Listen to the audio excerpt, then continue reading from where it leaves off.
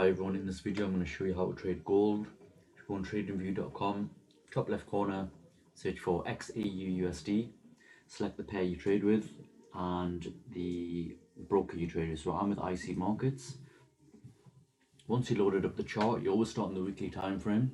So each candle represents 1 week. If you watch my previous videos, we're literally just marking support and resistance till the entry time frame.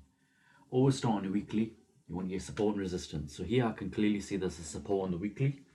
It's where price made a higher low, price changed from bearish to bullish. Here is your resistance, where price formed a higher high on the weekly time frame. Price has changed from bullish to bearish. So now we can expect price to move between these two levels.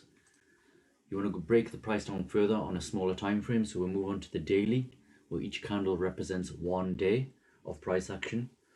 Go to the left hand side and get your rectangle tool out.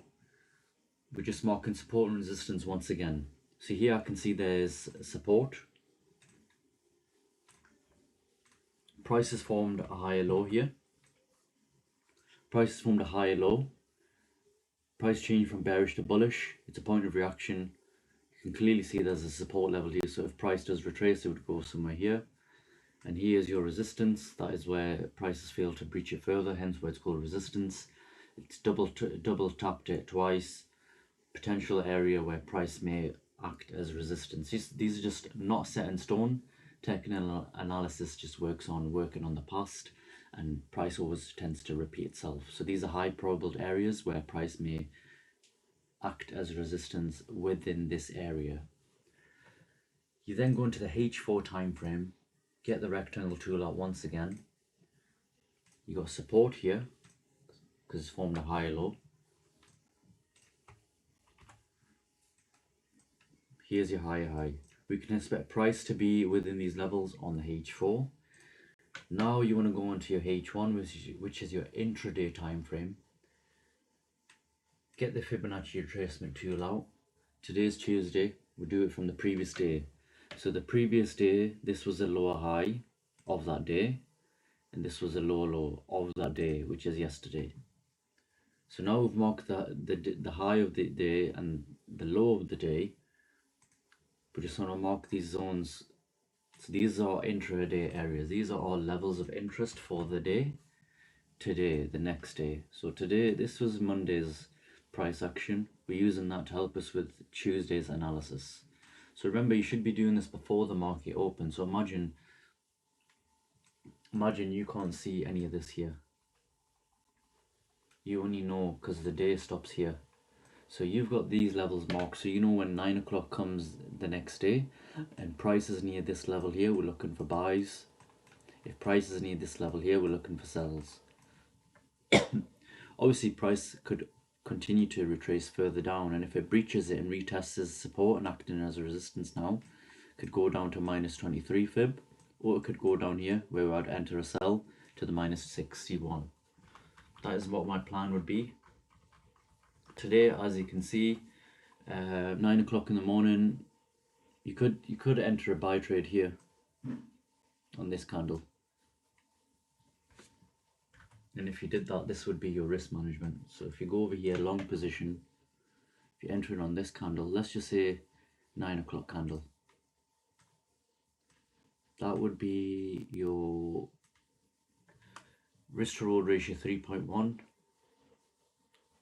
You're risking 7 pips to win 21.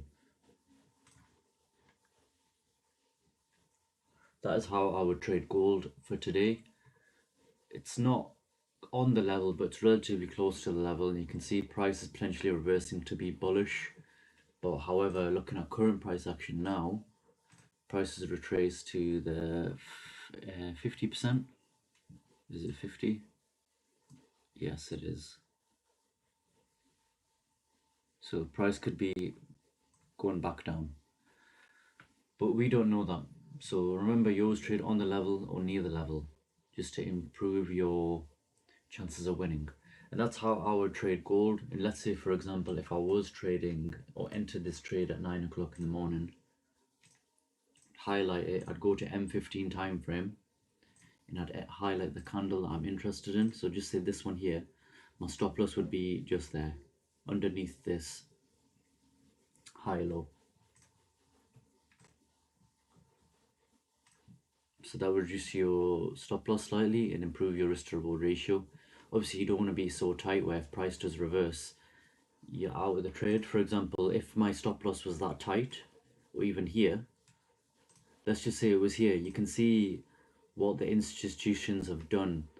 They've literally, this is what market makers do. They know a lot of retail traders would have entered the trade here with a tight stop loss just underneath this high low, and you can see this large candle wick. What's it done? It's literally got a lot of these traders out who would have put their stop loss here.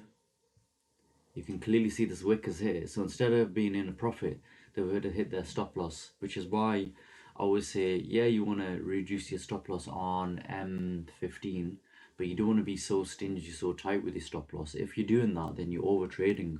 You need to reduce your pip size. You need to be comfortable with your losses. So with me, I would have had my stop loss underneath here, or even just there, just to prevent anything like this happening. If my stop loss was there, as you can see, I'm out of the trade. Even though this could be continue to run in profit, could continue to go up. So yeah guys, that's how I would have traded this. But the way it's going, even if I entered the trade at 9 o'clock, I would have cashed out. I would have closed the trade. Because I'm not liking my prices at the moment. I would have been out there. But yeah guys, I hope you enjoyed that session. That was just a quick breakdown on gold.